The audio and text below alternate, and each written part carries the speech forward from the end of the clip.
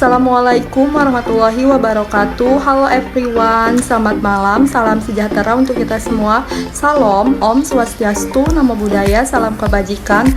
Perkenalkan, saya Lucy Rismawardah dengan NIM 11112000009, kelas 3A, mahasiswa Universitas Sultan Ageng Tirtayasa, Fakultas Hukum.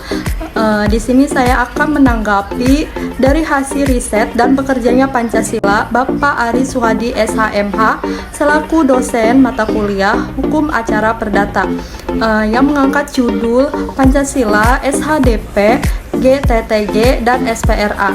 Jokowi Presiden ke-7 dari Papua ke Papua Barat.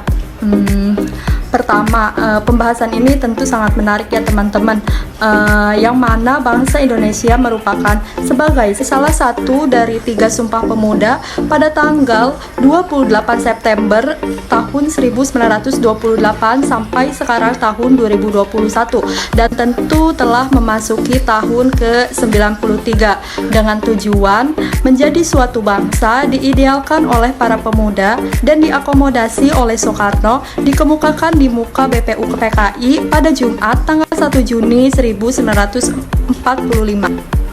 Dalam 5 dasar negara yang disebut Soekarno sebagai filosofi Grundslag, yaitu dasar, filsafat atau jiwa. Dari 5 dasar yang dinamakan ada 3 nama. Pertama ada Pancasila, kedua Trisila, ketiga gotong royong. Yang menjadi dasar Soekarno menyatakan alangkah hebatnya negara gotong royong.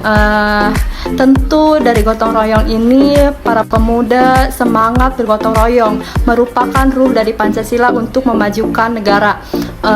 Selanjutnya Pancasila juga mengalami 7 fase pertumbuhan yang tidak terpisahkan dalam 1. Tertanam dalam kesadaran suku bangsa, 2. Konstruksi Soekarno, 3. Piagam Jakarta, 4. Pembukaan Undang-Undang Dasar 1945, 5. Undang-Undang RIS 1949, 6. Undang-Undang UDS 1950, dan 7. Pancasila Dekrit Presiden. Mega proyek riset pada tahun 1985 dalam 3 disiplin, ada hukum, ekonomi, dan pembangunan fokus. Ini juga terbagi ke dalam 3, yaitu ada manusia, hukum, dan tata kelola. Berdasarkan wasiat ayahnya Sutarji Harja Mulyana pada tahun 1985 dengan teori Profesor Sajipto Raharjo, Indonesia sebagai laboratorium hukum par excellence, sebagai 3 tatanan transendental sosial dan politik. Di sini juga membahas mengenai tentang revolusi, yang mana ada manusia. Ada 3 wasiat dasar mengkonstruksi dan eksperimentasi riset dalam 3 ranah yang bekerja secara koheren, yaitu ada 1. Model manusia, 2. Model revolusi ilmu, 3. Model teori hukum dan tata kelola.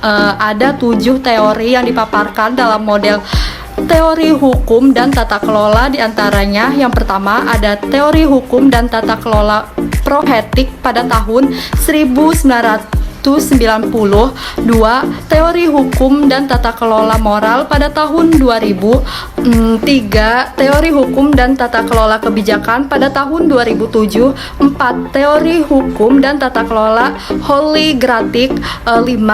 Teori hukum dan tata kelola Jemparing tahun 2012, 6. Teori hukum dan tata kelola Pancasila tahun 2012, dan secara dinamik sebagai 7.